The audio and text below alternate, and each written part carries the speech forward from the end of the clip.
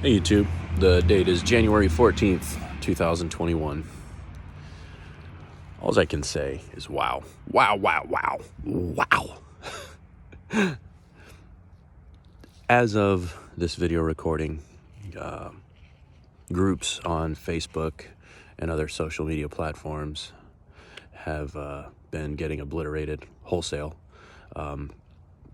From my perspective and the people that I'm associated with, seems to be more right-leaning groups, such as law enforcement groups, military groups.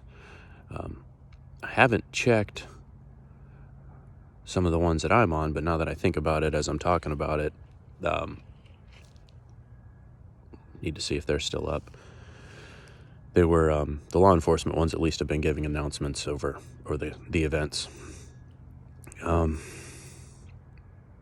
groups of 45 to, in one case, this one group had like 900,000 groups, or 900,000 members. I'm not sure if the logic is to eliminate the ability to broadcast information or what. I don't know.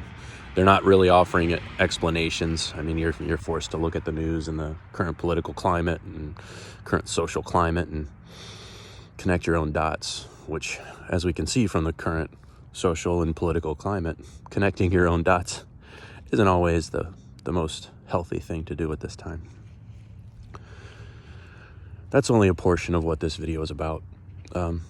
Starting about halfway through last year, some of the customers and clients that I've interacted with, the more elderly, and maybe I'm looking at it too much, but these are people in their mid to late 60s and 70s.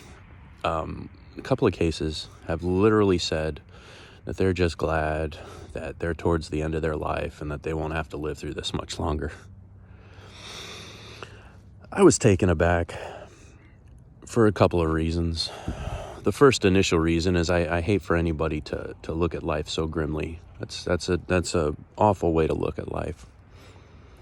Then the longer it went on, and the more I thought about it, and the more I heard about it, I sort of took a more selfish view of it and thought, wait a minute, this is the mess that you've left us to inherit. This was your baby. My generation, where those of us at a working age right now, this wasn't our hand in it. Here we are growing up in a different economy than they experienced.